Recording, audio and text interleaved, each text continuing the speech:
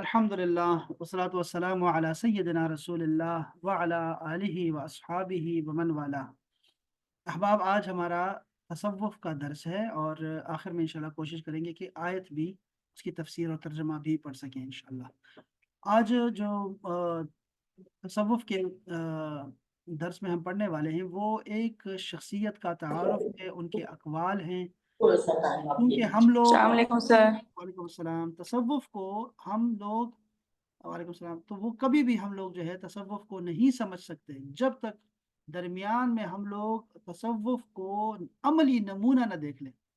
जब तक हम तसव्वुफ़ को प्रैक्टिकल न देख लें, हम लोग तसव्वुफ़ को नहीं समझ सकते। इसमें ये बहुत बड़ी बात होती है कि तसव्वुफ़ में आपको संगतें चाहिए होती हैं, आपको सुहबतें चाहिए होती हैं, आपको आपको आपकी मुलाकातें होनी चाहिए।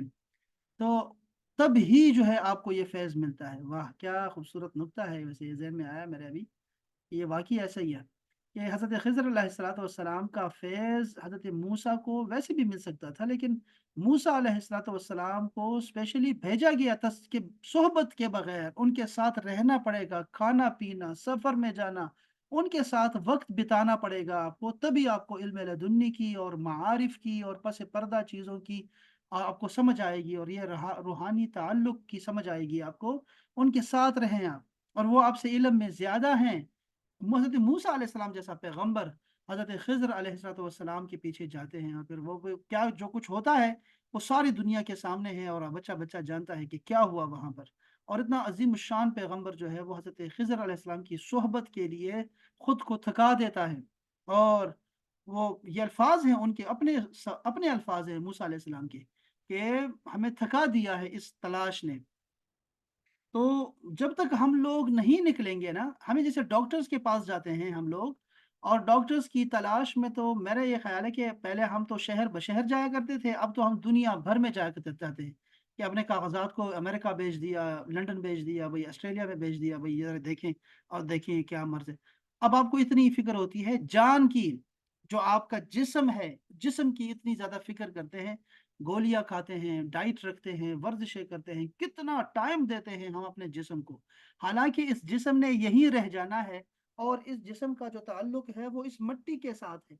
वो जो हमारा ताल्लुक मलकूत के साथ मिला सकता है, जबरूत के साथ हमें और हमें लेके जा सकता है, तो वो हम उसकी परवाह ही नहीं करते, ना उसकी खुराक की हमें फ़िक्र है। तो ये वाक़ई बहुत अफ़सोस वाली बात है, बहुत अफ़सोस की बात है और वो लोग जीत गए, जो लोग ऐसी संगतों में रहते हैं। सोहबतें बहुत लाज़िम है, बहरहाल मैं ये कहना चाह रहा था आपसे। इस पे इंशाल्लाह फिर भी बात करेंगे। अच्छे संग तरे, जो अच्छे संगतें होती हैं वो तर जाती हैं, वो उनका बेड़ा पार हो जाता है। तो आपको अपने से बड़े का दामन पकड़ना ही पड़ता है। जिसको आप समझते हैं कि ये बड़ा है और यही सीधा रास्ता है। इहदिना सिरातल मुस्तकीम सिरातल लज़ीना अन्अमता अलैहिम, जिन पर इनामात हुई हैं और सारी दुनिया उनकी विलायत की, उनकी बुज़ुर्गी की गवाही देती है। वो लोग कामयाब हैं, हमें उन्हीं का रास्ता चुनना है और उन्हीं के साथ रहना है, उसी पे चलना है। तो तलाश करनी होगी आपको मेरे दोस्तों। ऐसे घर बैठ के ना आपको ये सौदा नहीं मिलने वाला, ये ज़हन में रखिएगा। इसीलिए हर जुमे को हमें ये याद दहानी करवाई जाती है कि मूसा जैसा बनना है, खिज़र अलैहिस्सलाम की तलाश करनी होगी आपको। वरना ये जो छुपे राज़ हैं मेरे इस कायनात में, वो कभी भी आप पे अया नहीं हो सकते, कभी भी आप नहीं देख पाएँगे। आप अगर सिर्फ़ किताबें पढ़ते रहेंगे ना, आपको कुछ भी समझ नहीं आएगा, कुछ भी नहीं। आपके ये हज़रत मूसा अलैहि सलाम अब कितना आला मर्तबा है उनका, अगर सिर्फ़ मैं उनका ज़िक्र कर रहा हूँ आपसे।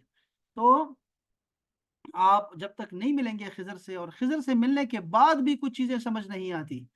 खिज़र से मिलने के बाद जब आपका मुरब्बी, आपका शेख, आपका पीर, आपका मुर्शिद, आपका जो भी रूहानी उस्ताद होगा, उसके पास रहने के बाद भी ज़रूरी नहीं है कि आपको उनकी ज़ात समझ आ जाए, उनके मकाम की समझ आ जाए, उनकी बातों की समझ आ जाए।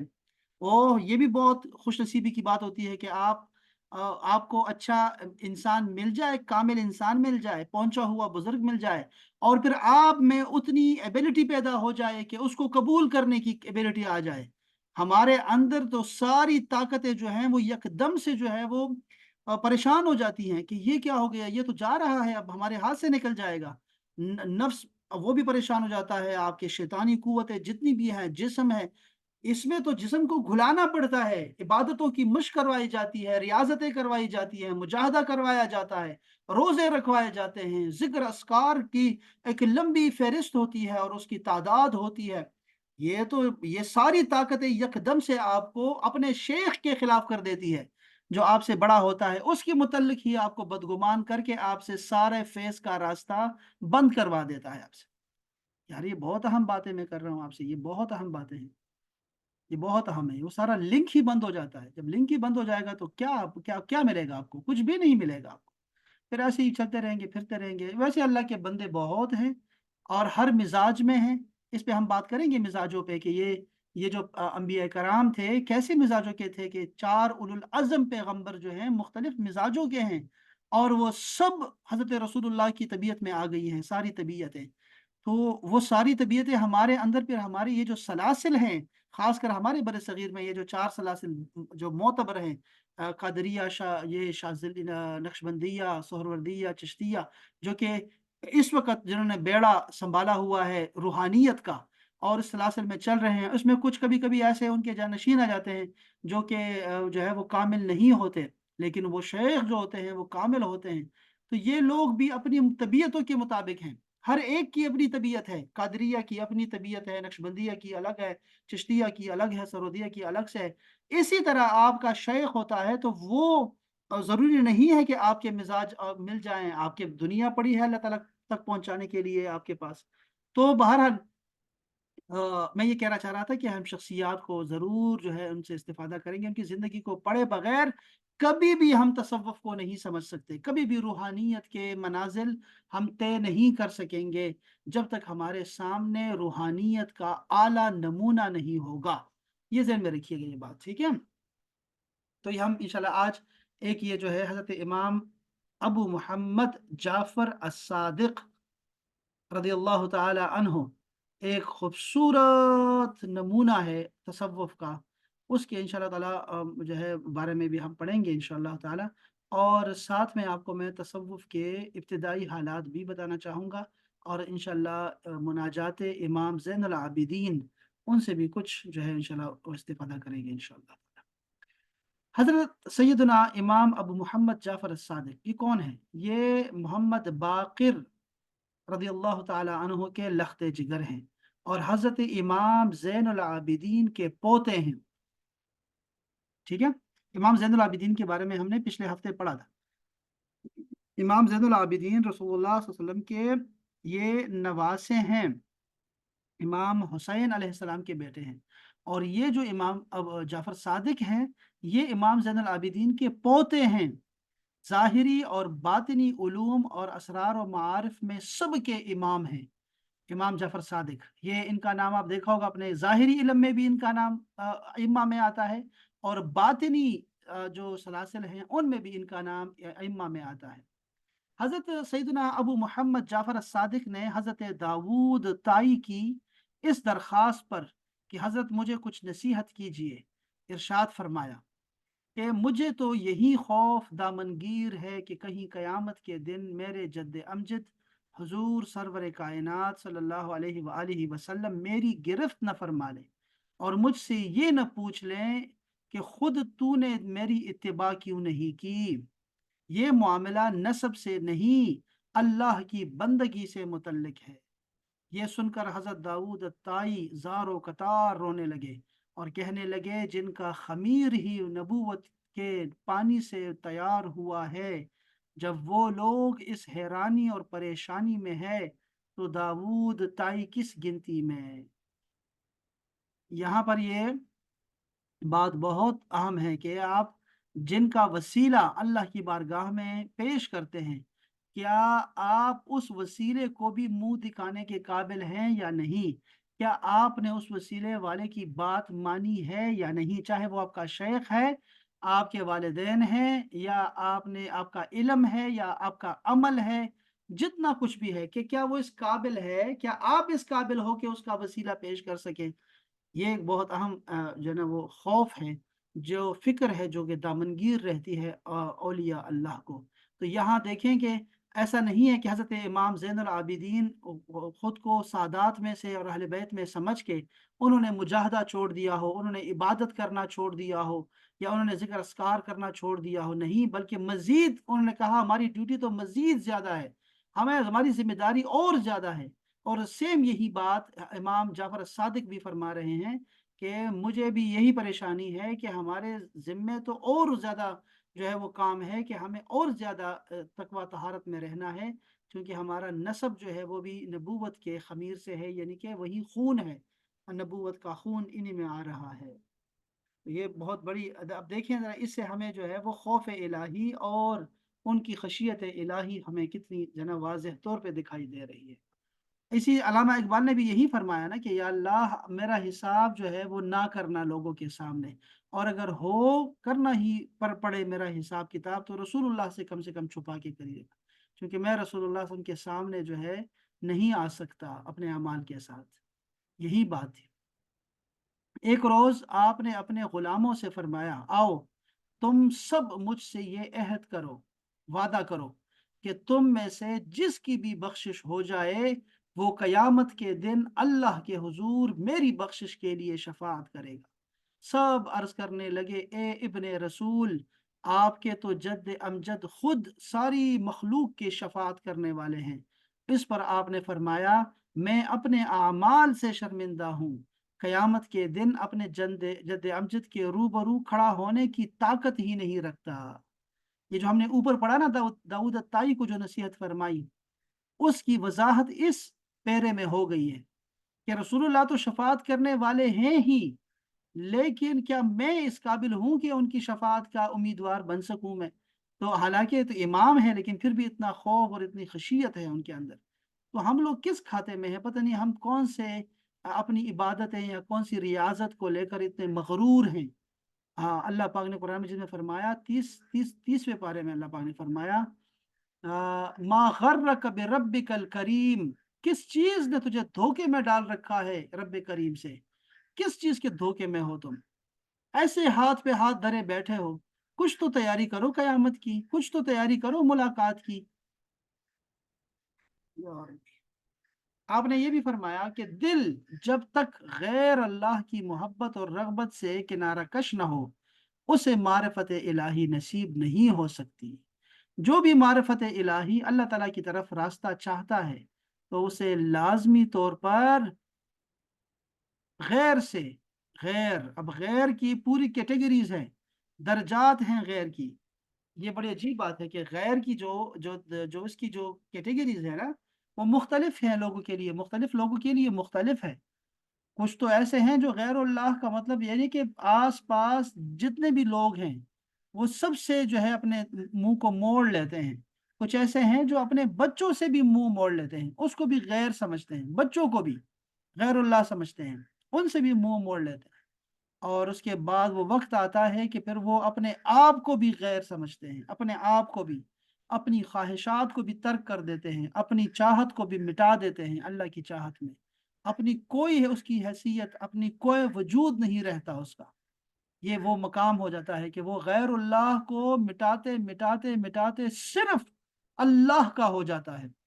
اتنا ذکر کرتا ہے، اتنا ذکر کرتا ہے کہ اللہ کے ذکر میں غرق ہو جاتا ہے، یعنی وہ جو سمندر ہے اس میں ہی ڈوب جاتا ہے، اس کو ہی سب کو جو ہے وہ ہر طرف اس کے اللہ ہی اللہ ہوتا ہے ہر وقت۔ تو یہ وہ لوگ ہوتے ہیں جو غیر اللہ کی محبت، ان کا خیال رکھنا، ان کی تربیت کا، ان کی معاش کے مسائل اور اتنے یہ ان چیزوں سے وہ گھبرا جاتے ہیں۔ بعض تو شادی بھی نہیں کرتے بالکل سرے سے، وہ کہتے ہیں ٹائم ہی نہیں ہے شادی کے لیے، کیا میں اتنا وقت کہاں ہے میرے پاس، قیامت سر پہ ہے تو میں کیا شادی کروں، کیا بچوں کو پالوں، اور میں کیا ان کے پھر وہ سارے مسائل۔ ہم لوگ تو انہی سے نہیں نکلتے نا، اپنے بچوں کی پرورش میں اور بچوں کو کھلانا کھلانا کھلانا کھلانا، ہمیں کچھ سمجھ ہی نہیں آئی اپنی زندگی کی، ہم نے کچھ کمایا ہی نہیں سوائے اس کے کہ بچوں کی خدمت کرتے رہے۔ تو یہ غیر اللہ سے منہ موڑ لیتے ہیں، بادشاہتوں سے، بادشاہ اپنی بادشاہتیں چھوڑ دیتے ہیں اور حکمرانیاں چھوڑ دیتے ہیں، اپنی جائیدادیں چھوڑ دیتے ہیں، عزیز و اقارب دوست احباب چھوڑ دیتے ہیں اور اللہ کے ہو جاتے ہیں۔ تب ان کو اللہ مل جاتا ہے۔ جب دل غیر اللہ سے جدا ہو جاتا ہے تو اللہ سے واصل ہو جاتا ہے، بندہ پہنچ جاتا ہے اللہ تک۔ اس کے ہم واقعات پڑھیں گے، بہت سارے واقعات۔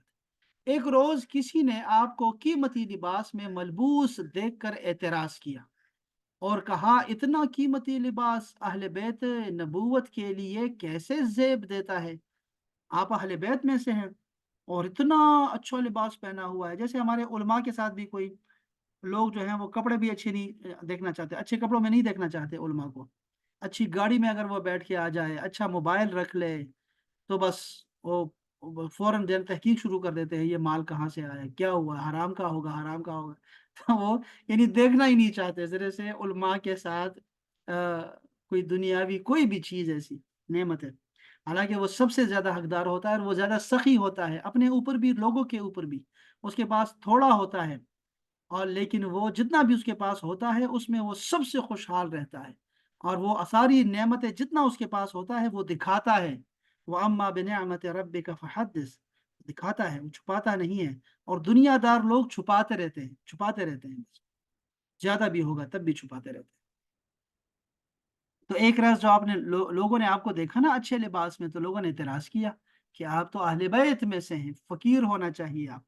آپ نے اس کا ہاتھ پکڑ کر اپنی آستین میں ڈالا، آستین میں اندر ایسے پھیرا تو اندر لباس ٹاٹ کی طرح کھردرا تھا، ٹاٹ کا لباس پہنا تھا اندر، اوپر سے جو لباس تھا وہ خوبصورت شاہانہ لباس، اندر سے ٹاٹ پہنی ہوئی ہے۔ آپ نے فرمایا وہ مخلوق کے لیے ہے اور یہ خالق کے لیے ہے۔ یہ جو میں نے ٹاٹ کا لباس پہنا ہے صوف کا، یہ اللہ کے لیے پہنا ہے، اور یہ جو اوپر دکھائی دے رہا ہے تمہیں لباس، یہ مخلوق کے لیے ہے۔ ہاں، واہ، نصیحت آپ نے جو فرمائی ہے، یہ ایسی نصیحت ہے یار، میں آپ سب کو جو ہے ریکمینڈ کروں گا کہ آپ اپنے جاننے والوں کو سب کو یہ نصیحت کریں۔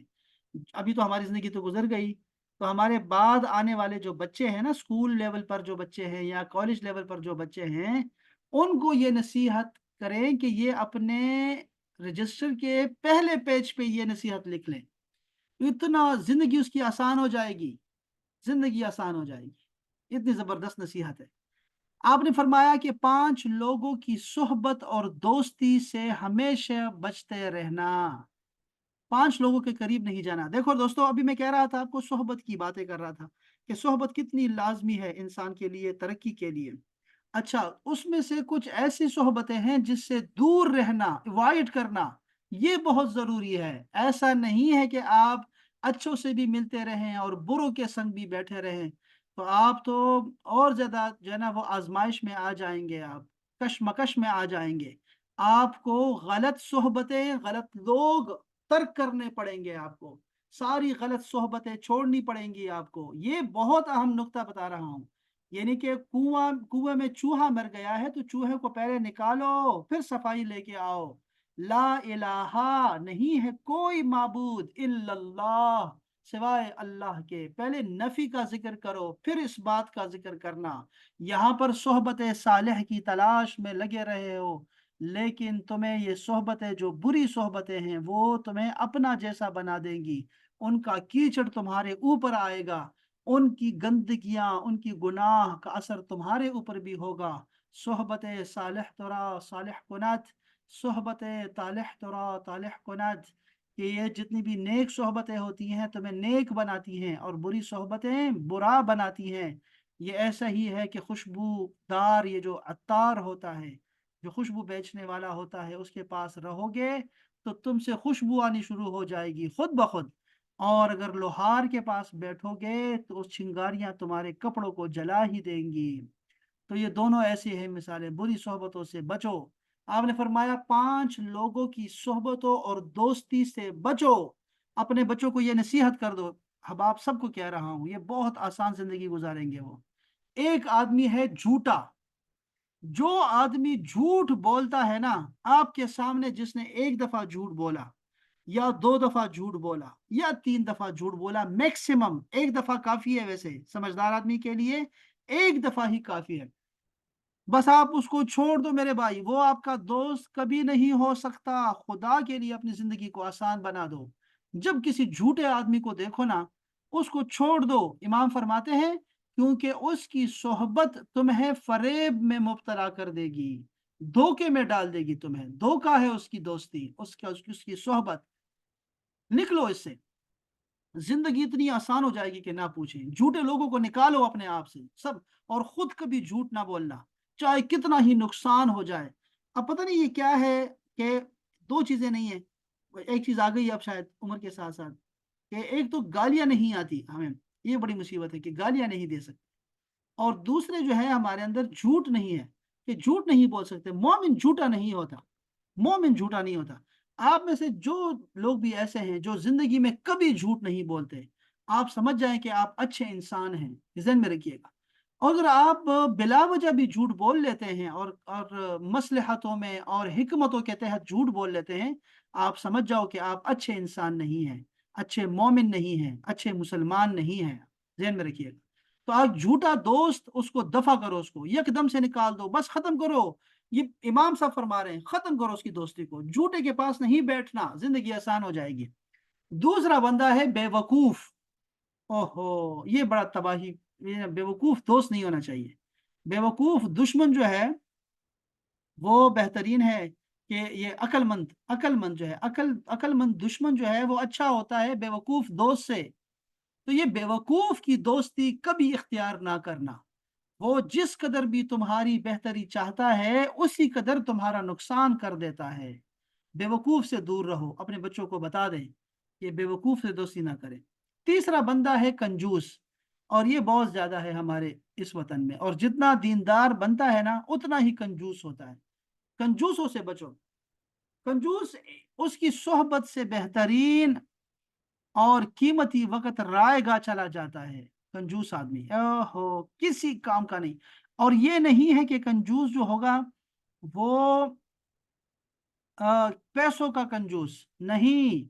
جو بندہ پیسوں میں کنجوسی کرتا ہے، یاد رکھو ٹیسٹ کرنے کی ضرورت بھی نہیں ہے، وقت ضائع کرنے کی ضرورت بھی نہیں ہے۔ جو بندہ پیسوں میں کنجوس ہے وہ ہر زندگی کے ہر معاملے میں کنجوس ہے۔ وہ مسکرانے میں بھی کنجوس ہے، وہ مدد کرنے میں بھی کنجوس ہے، وہ اپنی صلاحیات کو بروئے کار لانے میں بھی کنجوس ہوگا، وہ اخلاقیات میں بھی کنجوس ہوگا، وہ رشتے نبھانے میں بھی کنجوس ہوگا۔ کنجوس سے بچو، کنجوس کو پہلے ہی ٹائم میں سمجھ کے نا اس کو لات مار کے نا دور کرو، خود سے خود کو دور کر دو بس۔ یہ بہت ضروری ہے، بہت ضروری ہے۔ چوتھا آدمی ہے بزدل۔ بزدل ایک نوالے کی تما میں تم سے کنارہ کش ہو کر تمہیں کسی مصیبت میں مبتلا کر دے گا۔ یہ تھوڑا سا اس میں فرق ہے، یہاں پہ ایک چیز ہے، یہاں پہ یہ جو کال ہے نا ان کا، یہ تھوڑا سا جو ہے وہ یہاں پہ مسنگ ہے، یہاں پہ صبر کریں، میں اس کا عربی میں بڑا زبردست ہے یہ امام جعفر صادق 5 لوگوں کی صحبت۔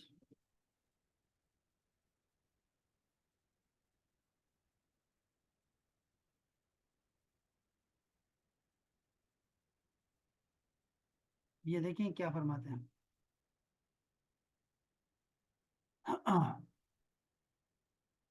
لالچی آدمی آپ کو ایک نوالے میں بیچ دے گا آپ کو۔ فرماتے ہیں 5 طرح کے لوگوں سے بچو، امام صادق فرماتے ہیں، دیکھیے ایک ہے جھوٹ بولنے والا، دوسرا بے وقوف، تیسرا کنجوس، اور چوتھا ہے بزدل، اور پانچواں ہے فاسق۔ فاسق جو ہوگا، فاسق گناہگار، اعلانیہ گناہ کرنے والے کو فاسق بولتے ہیں۔ سبحان اللہ، یہ احیاء العلوم میں امام غزالی نے اس کو کوٹ کیا ہے، یہ والا۔ یہ 5 بندے یاد رکھیے، ٹھیک ہے؟ اللہ کرے آپ کو بھی یاد رہ جائے اور مجھے بھی یاد رہ جائے۔ یہ میں آپ کو کسی گروپ میں بھیج رہا ہوں میں۔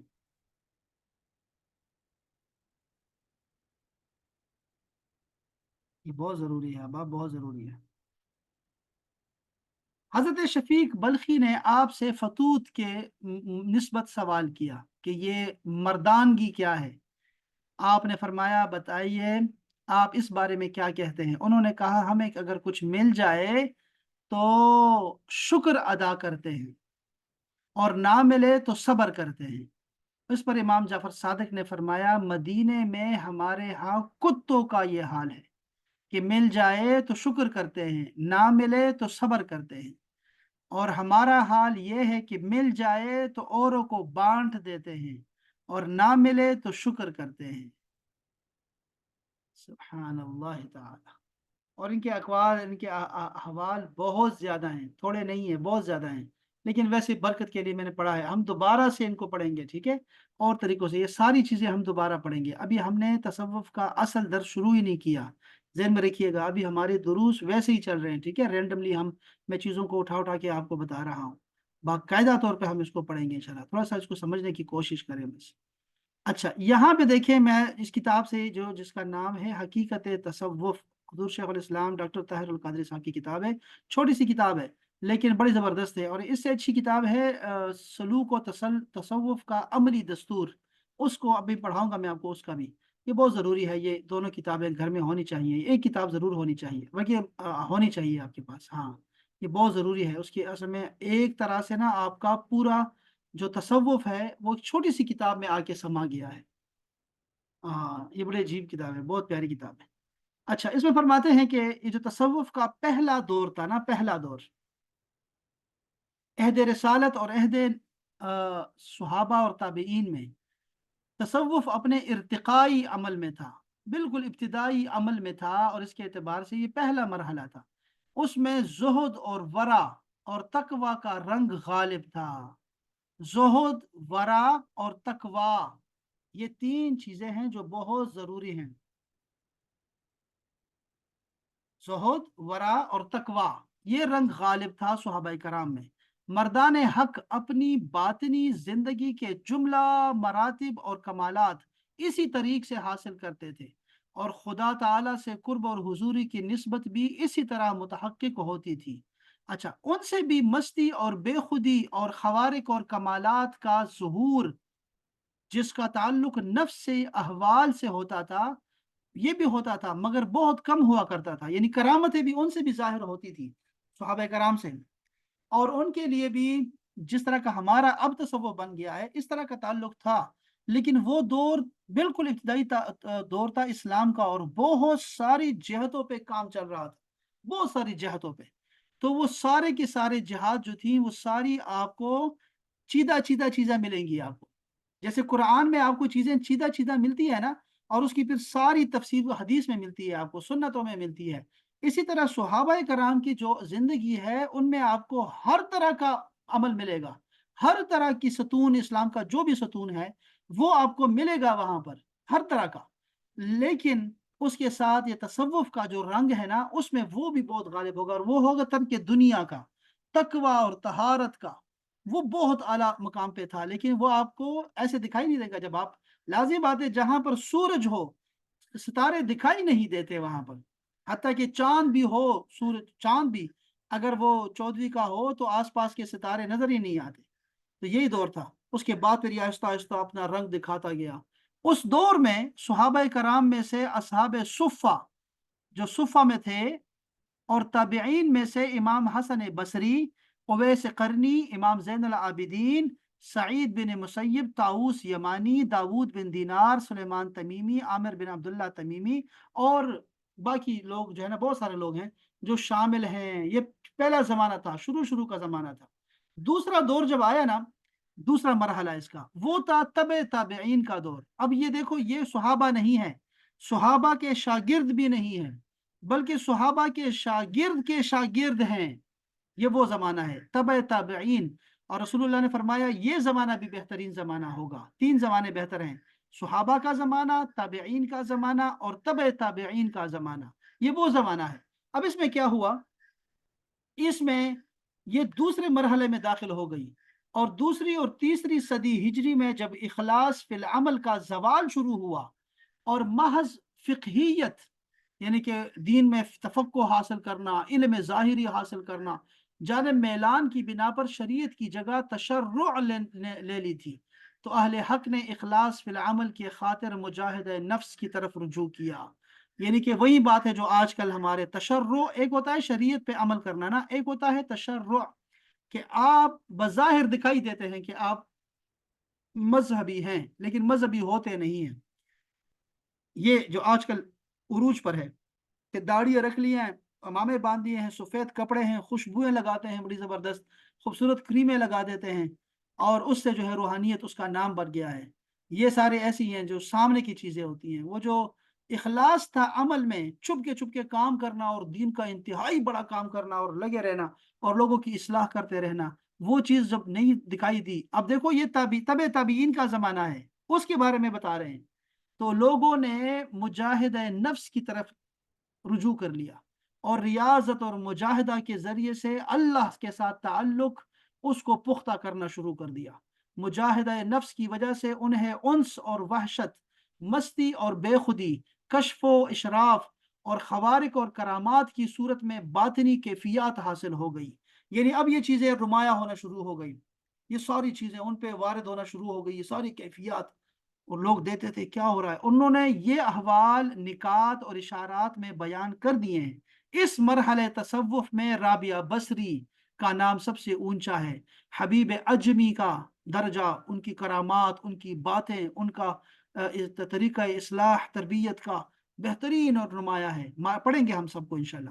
مالک بن دینار، فضیل بن عیاض، عبداللہ بن مبارک، ابراہیم بن ادہم، بشر حافی، شیبان الراعی، ذنون المصری، حارث المحاسبی، بایزید بستامی، سری سقطی اور جنید بغدادی، سہل تستری، یہ سارے کے سارے نام قابل ذکر نام ہیں اس دور کے.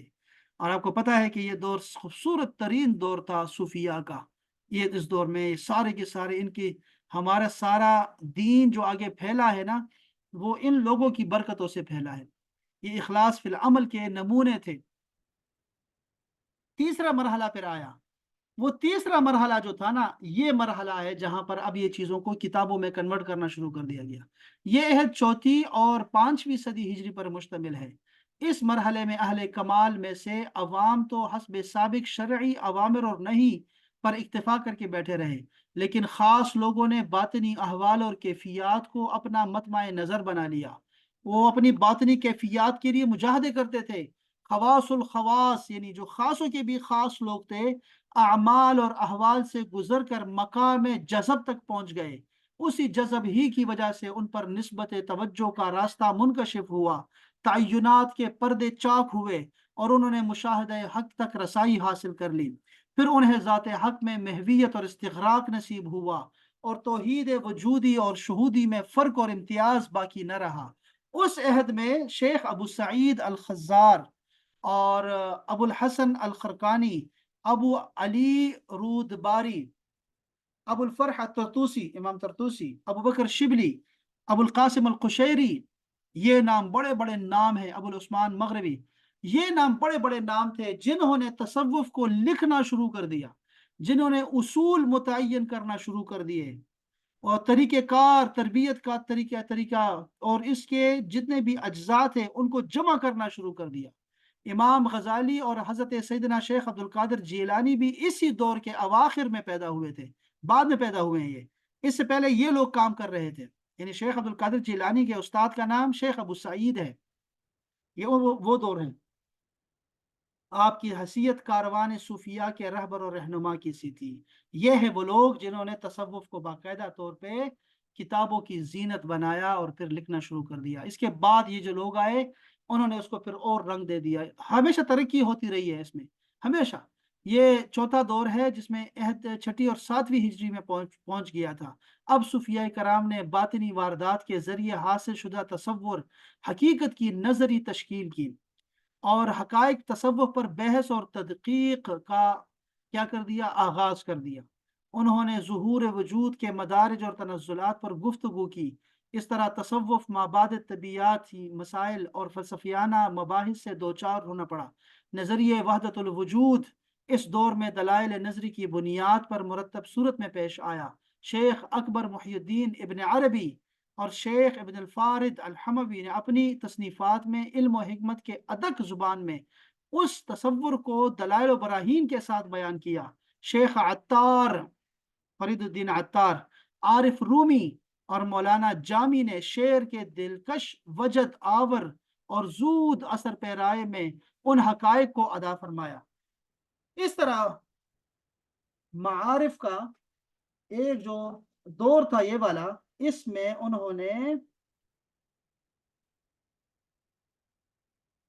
उन्होंने जो है अब लिखना शुरू कर दिया और लोगों का मौजू बन गया तसव्वुफ। इस तरह मारिफ तसव्वुफ खवास तक, अवाम तक पहुंच गए और हर शख्स तसव्वुफ का कलमा पढ़ने लग गया। शाह वलीउल्लाह मुहद्दिस दहलवी इन 4 मराहिल के बारे में खुद गुफ्तगू फरमाते हैं। आप फरमाते हैं कि अलगर्ज, ये चारों रास्ते मलाए आला में फरिश्तों के मकाम पे में कद्र मंजिलत और हक और सदाकत के हामिल हैं, और ज़रूरी है कि अरबाब तसव्वुफ पर बहस करते हुए उनके अकवाल और अहवाल को उन्हीं के अहद के ज़ौक़ की मुनासिबत से जांचा जाए।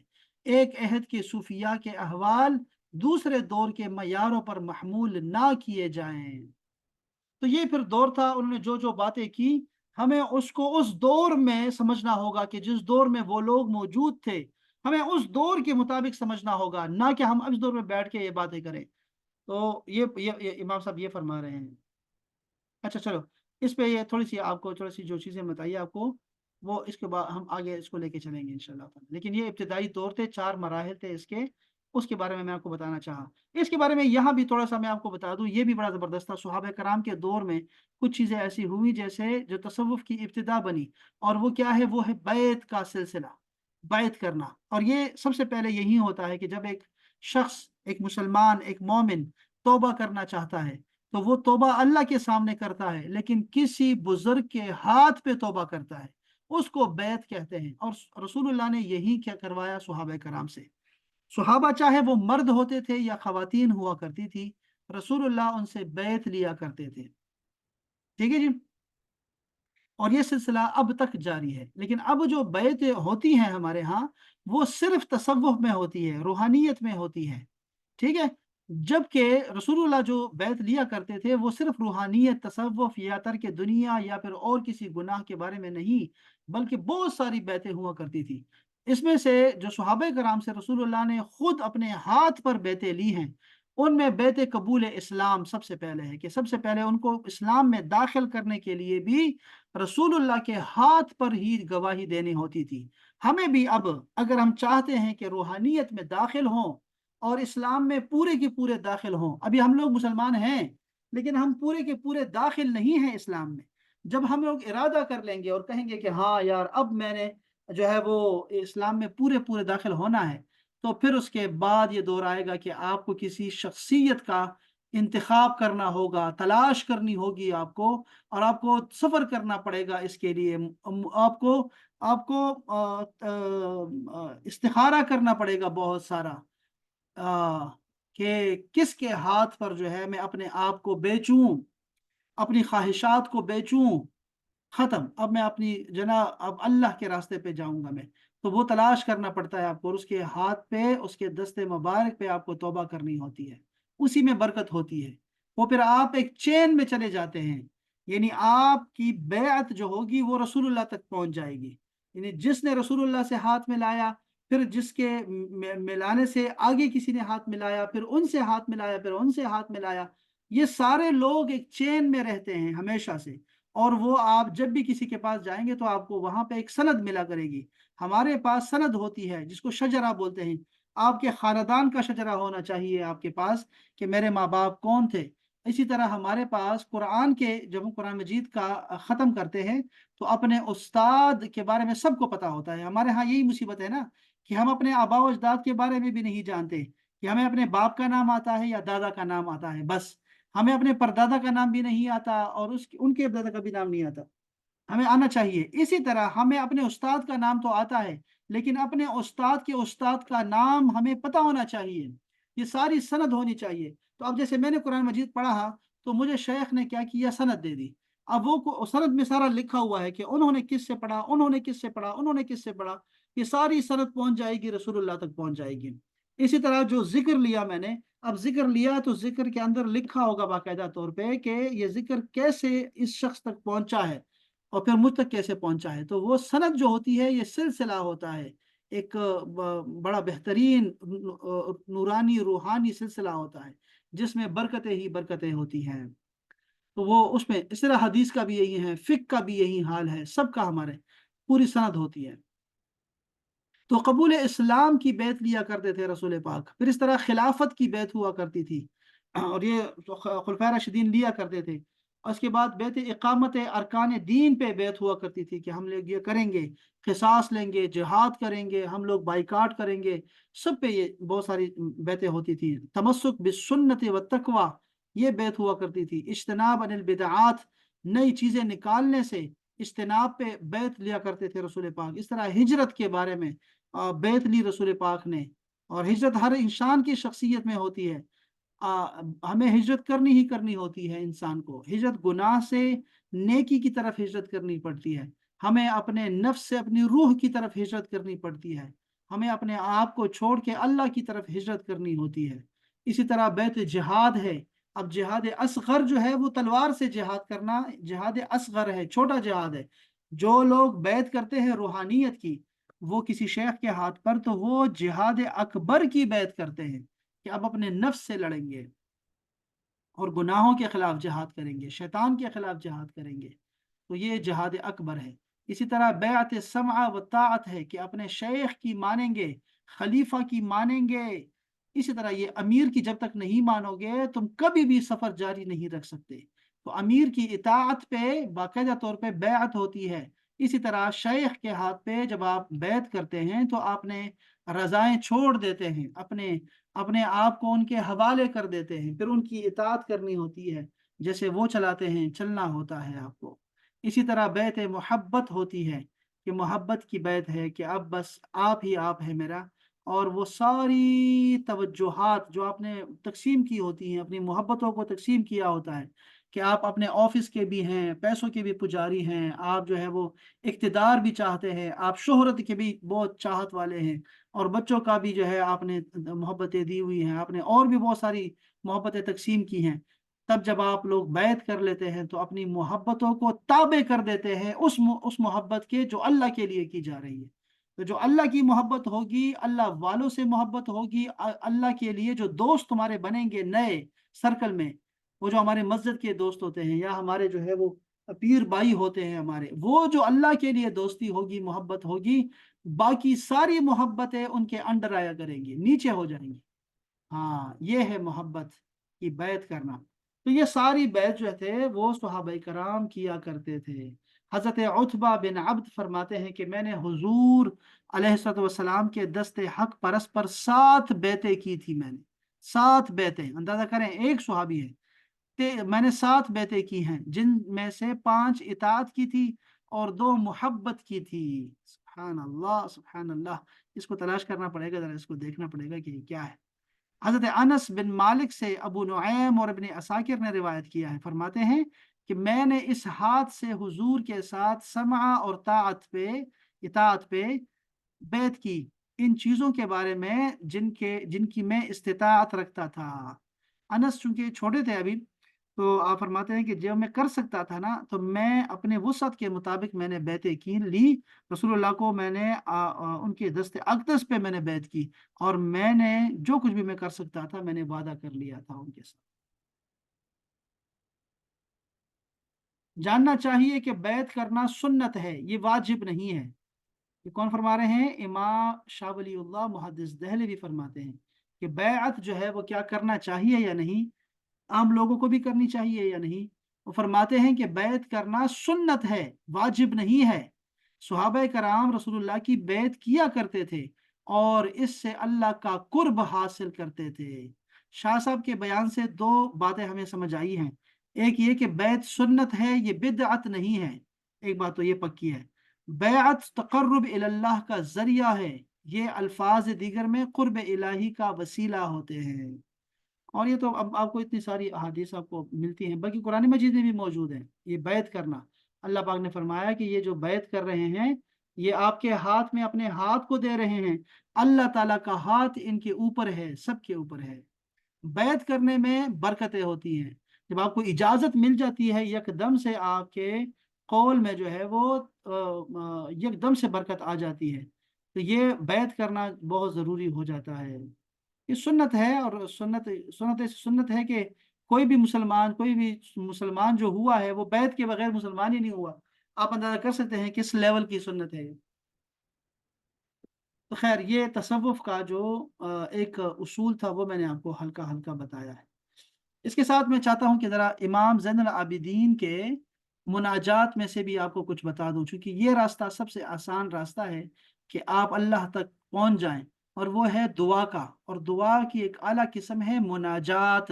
مناجات یہ ہے کہ سرگوشیاں کرتے ہیں اللہ سے، اللہ سے سرگوشیاں۔ تو یہ بڑی پیاری کتاب ہے، اور یہ جو مناجات ہے یہ آج کی، یہ مستغفرین کی ہے، جو اللہ سے بخشش طلب کرنے والے ہیں، یہ ان کے لیے ہے یہ دعائیں۔ آپ فرماتے ہیں اے بخشنے والے، اب اللہ سے سرگوشیاں کر رہے ہیں، تیرے ہی نور سے ہمیں ہدایت ملی ہے، تیرے فضل سے ہم مالا مال ہوئے ہیں، اور تیری نعمت کے ساتھ ہم صبح و شام کرتے ہیں۔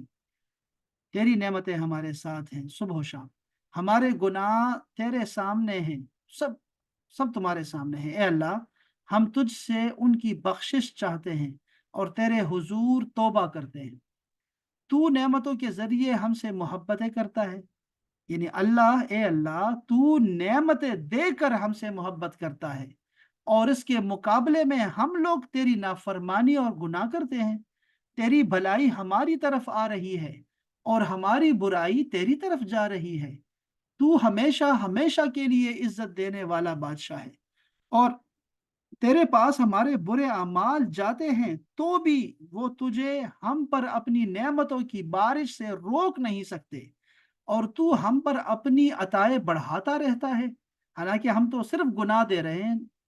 بس تو پاک تر ہے، سبحان اللہ، تو کیسا بردبار ہے، کیسا حلیم ہے، تحمل ہے تیرا یا اللہ، کتنا عظیم ہے تو، کتنا معزز ہے، ابتدا کرنے اور پلٹانے میں تیرے نام پاک تر ہے، تیری ثنا برتر ہے، اور تیری نعمتیں اور تیرے کام بلند تر ہے۔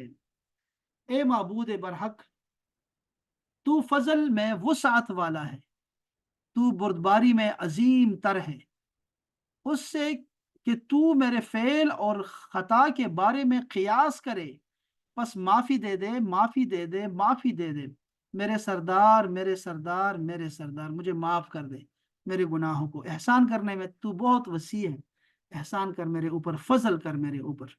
اے اللہ ہمیں اپنے ذکر میں مشغول رکھ، ہمیں اپنی ناراضی سے بچا، ہمیں اپنے عذاب سے امان دے دے، ہمیں اپنی عطاؤں سے رزق دے، ہمیں اپنے فضل سے انعام دے، ہمیں اپنے گھر یعنی کعبہ کا حج نصیب فرما، ہمیں اپنے نبی کے روزے کی زیارت کروا، تیرا درود، تیری رحمت، تیری بخشش، تیری رضا ہو۔ اللہ اکبر۔ تیرے نبی پاک پر اور ان کے اہل بیت پر اور ان کے اصحاب پر بے شک تو نزدیک تر قبول کرنے والا ہے، جلد قبول کرنے والا ہے نیک اعمال کو، اور ہمیں اپنی عبادت بجا لانے کی توفیق عطا فرما، ہمیں اپنی ملت اور اپنے نبی کی سنت پر موت عطا فرما۔ رحمت ہو خدا کی ان پر اور ان کی آل پر اور ان کے اصحاب پر، اے معبود مجھے بخش دے اور میرے ماں باپ کو بھی بخش دے، اور دونوں پر رحم فرما جیسے انہوں نے بچپن میں مجھے پالا۔ اے اللہ انہیں احسان کا بدلہ احسان اور گناہوں کے بدلے بخشش عطا فرما۔ اے معبود برحق، بخش دے مومن مردوں کو اور مومنہ عورتوں کو، جو ان میں سے زندہ ہیں اور مردہ ہیں، سبھی کو بخش دے، اور ان کے ہمارے درمیان نیکیوں کا تعلق بنا دے۔ یہ جو بخشنا ہے، اے معبود، تیری رحمت فرما حضرت محمد اور آل محمد پر اور ان کے اصحاب پر، اور میرا خاتمہ بالخیر فرما، اور دنیا اور آخرت میں میرے اہم کاموں میں میری حمایت فرما، اور مجھ پر اسے قابو نہ دے جو مجھ پر رحم نہ کرے۔ اللہ اکبر۔ اور اسے یعنی کہ کسی کو بھی، ظالم کو، ایسے شخص کو میری باگڈور نہ دے جو مجھ پر رحم نہ کرے اور میرے لیے اپنی طرف سے باقی رہنے والا نگہبان قرار دے۔ اپنی دی ہوئی اچھی نعمتیں مجھ سے چھین نہ لینا، اور مجھے اپنے فضل سے روزی عطا کر جو کشادہ حلال اور پاک ہو۔ اے معبود برحق، مجھے اپنی پاسداری میں زیر نگاہ رکھ اور اپنی حفاظت میں محفوظ فرما۔ اپنی حمایت میں مجھے امان دے، اور مجھے ہمارے اس سال اور آئندہ سال میں بھی اپنے محترم گھر کعبہ کا حج نصیب فرما، اور اپنے نبی اور ائمہ کے مزاروں کی زیارت نصیب فرما، کہ سلام ہو ان پر بھی اے پروردگار۔ ان بلند مرتبہ بارگاہوں اور ان بابرکت مقامات سے مجھے برکنار نہ رکھ، مجھے لے جا وہاں پر۔ اب یہ دعائیں آپ دیکھ رہے ہیں کہ کیا ہوا ہے ان دعاؤں میں۔ ایک تو اللہ تعالیٰ کے سامنے سرنڈر کر دینا ہے، کہ آپ نے اللہ تعالیٰ کو یہی کہنا ہے کہ اپنی زبان سے کہ میں ظالم ہوں، انی کنت من الظالمین، میں نے ظلم کیا، گناہوں کی وجہ سے اپنے اوپر ظلم کیا، میں نے تیری نافرمانی کر کے اپنے اوپر ظلم کیا، میں نے ناشکری کر کے اپنے اوپر ظلم کیا، میں نے تیری نعمتوں کا انکار کر کے خود کو ہی گھاٹے میں ڈالا۔ یہ ساری دعائیں، پہلے یہ ہے کہ آپ نے اقرار کرنا ہے اپنی بے مائگی کا، اپنی کمزوری کا اقرار کرنا ہے، پہلی بات یہ ہے اس میں، ٹھیک ہے۔ دوسری بات یہ ہے کہ اللہ تعالیٰ کی تعریف کرنی ہے، کہ اللہ تو دینے والا ہے، تو بغیر روکے دینے والا ہے، تو بغیر کنجوسی کے دینے والا ہے، تو بہت سخی ہے دینے والا، تو دینے میں شفقت بھی رکھتا ہے، تو بڑی محبت سے دیتا ہے، اور تو دینے میں کمی نہیں کرتا گناہوں کی وجہ سے۔ یعنی اللہ تعالیٰ کی تعریفیں کرنی ہیں، اور اللہ تعالیٰ کے نقائص سے پاک کے بیان کرنا ہے، سبحان اللہ کا، کہ تو کنجوس نہیں، تو دینے والا ہے، تو ظالم نہیں، تو رحم کرنے والا ہے۔ یعنی ایسے اس کو تسبیح اور تحمید کہتے ہیں، کہ تسبیح بھی ہو جائے اور تحمید بھی ہو جائے، حمد اور سبحان اللہ دونوں دونوں ہونے چاہیے۔ اور اس کے بعد جو اہم بات ہے وہ یہ دیکھی آپ لوگوں نے، کہ امام صاحب جو ہیں وہ اپنے ساتھ اور مومن مسلمانوں کو بھی شامل کر رہے ہیں، اور ہر دعا سے پہلے درود شریف پڑھ رہے ہیں، یہ دیکھیں آپ۔ اور درود بھی مکمل درود، ہم نے اس کے بارے میں بہت ساری باتیں کی کہ مکمل درود کیا ہوتا ہے، جس میں صلات بھی ہو، سلام بھی ہو، اور وآلہ کا لفظ بھی ہو، یہ تین چیزیں لازمی ہیں۔ تو آپ نے دیکھا کہ امام صاحب جو ہیں، امام زین العابدین، وہ اپنی دعاؤں میں اللہ تعالیٰ سے جب سوال کرتے ہیں تو درود درمیان میں رکھتے ہوتے ہیں۔ یہ ہے سب سے بڑا وسیلہ ہمارے اللہ کی بارگاہ میں۔ تو ایک تو یہ ہے، دوسرا یہ ہے کہ وہ لوگوں کو نہیں بھولتے، اپنے بہن بھائیوں کو نہیں بھولتے دعاؤں میں، ان کے لیے مغفرت کی دعائیں کرتے ہیں تو ان کے حق میں قبول ہو جاتی ہیں۔ امام نووی رحمۃ اللہ علیہ کا یہی دستور تھا، کہ جو چیز ان کو چاہیے ہوتی تھی وہ دوسرے کے لیے مانگا کرتے تھے، اور اس طرح ان کو بھی مل جایا کرتی تھی۔ یہ طریقہ کار ان کا رہا ساری زندگی، اور ان لوگوں کو ملتا ہے، جو لوگ دوسروں کے خیر خواہ ہوتے ہیں ان کے لیے جو ہے دروازے اللہ تعالیٰ کے کھل جاتے ہیں، جب بھی دوسروں کو دیتے ہیں ان کو ضرور دے دیتے ہیں۔ یہ چیز ہم نے ایک اور چیز دیکھی یہاں پر، کہ نہ صرف زندوں کے باروں میں امام صاحب نے دعا کی، بلکہ جو فوت شدہ لوگ ہیں ان کے لیے بھی دعا کی آپ نے، اور دعاؤں میں نہیں بھولا ان کو۔ یعنی ماں باپ کا حصہ اس میں سب سے اعلیٰ ہے، پھر اس کے بعد اوپر اہل بیت کے اور لوگ ہیں۔ تو یہ ساری دعائیں جو ہیں، یہ ہمیں ایک خوبصورت سا گلدستہ ہے جو اللہ کی بارگاہ میں ہم پیش کرتے ہیں تہجد کے وقت میں۔ اور جو لوگ تہجد نہیں کر سکتے تو جس وقت بھی ان پہ کیفیت طاری ہو جائے کہ وہ لوگ یکدم سے یکسو ہو جائیں دعا میں، ان کا دل نرم پڑ جائے، تو وہ چاہے خلوت میں ہو یا جلوت میں ہو، مسجد میں ہو یا پھر وہ جنگل میں ہو، وہ اس وقت جو ہے یہ ساری دعائیں کریں۔ رات کو اٹھنے کے فوراً بعد آنکھ کھل جائے، ضروری نہیں ہے کہ اٹھ کے آپ وضو کرتے رہیں اور اس پہ آپ کا جو ہے وہ ٹائم نکل جائے تہجد کا، بلکہ آپ لیٹے لیٹے اللہ سے دعا کریں، یہ ساری دعائیں اس وقت دہرائیں، ایک آنسو بہا دیں، تو آپ کو یہ سارے جو ہیں یہ کام آ جائیں گے، اور آپ کو اس کا لطف محسوس ہوگا اپنے اندر سارا دن، سارا دن۔ تو آپ کو جب بھی آپ پہ کیفیت طاری ہو یہی دعائیں کرتے رہیں، اللہ سے سرگوشیاں شروع کریں۔ یہ آپ کو صرف نمونے کے طور پہ دکھایا ہے کہ کیسی باتیں ہوتی تھی اللہ تعالیٰ سے اللہ والوں کی۔ آپ خود سے آپ بھی اللہ والے ہیں، اللہ تعالیٰ نے آپ کو بھی ایمان کی دولت دی ہے۔ اللہ تعالیٰ نے اگر آپ کو اپنے سامنے بٹھا دیا ہے تو اللہ چاہتا ہے کہ تو مجھ سے باتیں کرے، تیرے پاس ہی وقت نہیں ہے نا، تو اللہ تعالیٰ چاہتا ہے کہ تو اس سے بات کرے، تو اب اللہ تعالیٰ سے سرگوشیاں شروع کر، اور اللہ تعالیٰ کو ایسے دوست کی طرح باتیں بتا، اپنی مشکلات بتا، مسائل بتا، جیسے تو کسی ہمدرد کو سنا رہا ہے اور تجھے امید ہے کہ وہ تمہاری مدد کرے گا۔ اس یقین کے ساتھ ایسی باتیں بتا تو آپ دیکھیں گے کہ آپ کا دل خود رونا شروع کر دے گا، پتھر بھی ہو تو اس سے بھی پانی نکل آئے گا، آپ دیکھیں گے۔ اور آپ کی زبان پہ جو باتیں شروع ہوں گی تو وہ ختم نہیں ہوں گی، پھر آپ کو کسی کتاب کی یا کسی دعاؤں کی ضرورت نہیں ہوگی، کہ کوئی بتانے والا بھی نہیں چاہیے، ساری باتیں آپ کی زبان پہ خود بخود آتی جائیں گی، اور آپ اللہ سے سرگوشیاں کرتے جائیں گے، بہت باتیں کریں گے۔ جب آپ کو یہ مرتبہ مناجات مل جاتا ہے، نسبت مناجات یہ نصیب ہو جائے انسان کو، تو تب انشاءاللہ تعالیٰ اس کے بارے میں مزید بھی پڑھیں گے، ان نسبتوں کے بارے میں بھی پڑھیں گے انشاءاللہ تعالیٰ۔ اللہ تعالیٰ آپ سب کو خوش رکھے۔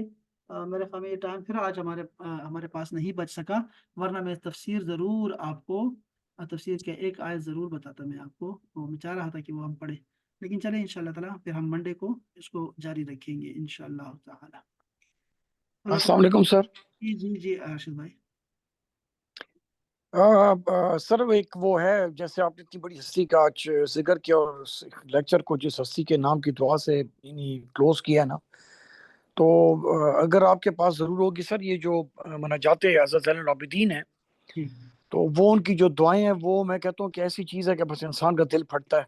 اللہ تو وہ سر اگر آپ کے پاس کہیں پہ ہوں تو ضرور شیئر کیجئے گا۔ مجھے اتنا یاد ہے، وہ یہ کتاب میری نظر سے بھی گزری ہیں جن پہ زین العابدین کی مناجات ہے، وہ ایسی مناجات ہے کہ میرا خیال ہے اس کے بعد پھر ہمیں کسی بھی چیز کی حاجت نہیں رہتی۔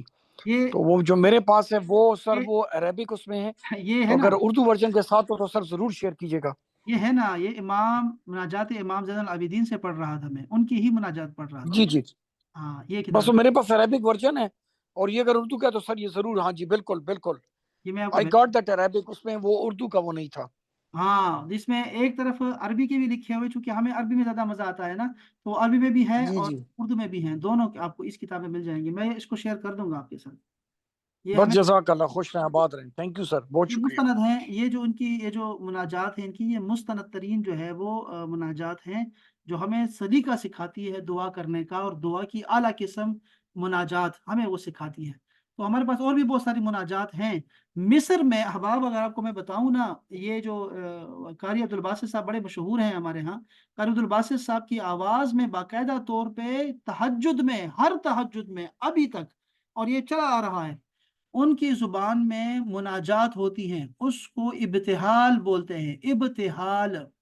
اور بھی بہت سارے قاری ہیں وہاں پہ مصر میں، تو عبدالباسط ایک نام ہے نا، ویسے تو ہمارے لیے تو بہت بڑا نام ہے، لیکن وہاں تو سارے قرا ہے، سارے قاری ہیں، بڑے بڑے نام ہیں۔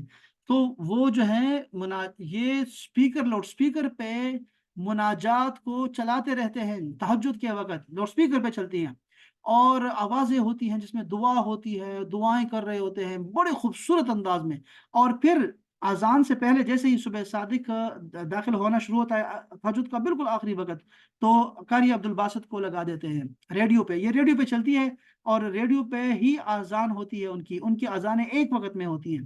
تو وہ کیا کرتے ہیں کہ اس سے پہلے جو ہے وہ امام جو ہے اپنے قاری عبدالباسط صاحب، وہ درود و سلام پڑھتے ہیں، جو ہم درود و سلام پڑھتے ہیں نا، یہ سیم یہی درود و سلام پڑھا جاتا ہے، اسد والسلام علیکہ یا رسول اللہ، باقاعدہ طور پہ۔ اور یہ ترکی کا بھی یہی حال ہے، یہ سارے سنیے، مغرب کا بھی یہ حال ہے، جو مراکش ہے وہاں بھی یہی حال ہے، لیبیا کا بھی اکثر، یہ سوڈان کا بھی یہی حال ہے۔ وہ لیکن مصر میں باقاعدہ طور پہ ریڈیو جو ان کا ہے قاہرہ کا، وہ باقاعدہ طور پہ چلاتے ہیں، اور ہر مسجد کو حکم ہے کہ وہ ریڈیو پہ چلائے گئے، تو اس کے بعد وہ جو ہے دعا کرتے ہیں۔ تو یہ وقت ہے تہجد میں، یہ ابتحالات کا اور یہ مناجات کا بڑا مزہ آئے گا آپ کو۔ ابتحالات بھی یہی چیزیں ہیں، وہ بھی ایسے ہی ہوتی ہیں، بڑا مزہ آتا ہے، بہت مزیدار چیز ہے۔ اللہ سب کو نصیب فرمائے یہ سارا، یہ جو نسبت ہے نا، نسبت مناجات، اس کے بارے میں ہم پڑھیں گے انشاءاللہ، مزید اور بھی پڑھیں گے اس حوالے سے کہ نسبت کون سی آسان ہے جس سے ہم اللہ تک تو پہنچ سکتے ہیں آسانی کے ساتھ۔ چلیں یہ میں شیئر کر دیتا ہوں انشاءاللہ۔ بہت شکریہ احباب، اللہ تعالیٰ سب کو سلامت رکھے، آپ نے وقت دیا اور آپ تشریف لائے، اللہ تعالیٰ ہمارا یہاں مل بیٹھنا اپنی بارگاہ میں قبول فرمائے اور اس کو ہمارے لیے توشہ آخرت بنائے، اور اللہ کرے کہ ہماری ایسی سنگتیں، یہ صحبتیں اللہ تعالیٰ ایسی جاری رکھیں، اور جنتوں میں بھی آمین بیٹھ کے اللہ کا ذکر کریں، اللہ کی بڑائی بیان کریں اور آمین اللہ کی نعمتوں پہ آمین شکر ادا کریں، اور اللہ آمین تعالیٰ ہمیں اس کے صدقے سے یہ جو جن کے اقوال ہم پڑھ رہے ہیں، اللہ تعالیٰ ان کا دیدار ہمیں دنیا میں بھی کروا دے، خواب میں ان کی آمین یا ربنا اللہ تعالیٰ ان کی شفاعت بھی ہمیں نصیب فرمائے، ان کے ہاتھ سے کوثر کے جام بھی پلائے اہل بیت کے ہاتھوں سے، اور اللہ تعالیٰ جنت میں ہمیں ان کی خدمت اور ان کے پڑوس عطا فرمائے۔ اللہ تعالیٰ ہم سب کو بھی ایمان کی حلاوت نصیب فرمائے، ایمان کی مٹھاس، آمین ناجات کی مٹھاس، اور یہ ایمان کی تازگی اللہ تعالیٰ ہم سب کو نصیب فرمائے۔ اللہ تعالیٰ ہمارے مرحومین پہ رحم فرمائے اور ہمارے بیماروں کو شفائے کامل آمین عاجلہ عطا فرمائے، اور ہم سب آمین کا خاتمہ بالایمان اس کلمے کے ساتھ فرمائے، آمین لا الہ الا اللہ لا محمد۔ الہ الا اللہ محمد رسول اللہ السلام علیکم ورحمۃ اللہ۔ وعلیکم وعلیکم السلام السلام ورحمۃ اللہ وبرکاتہ۔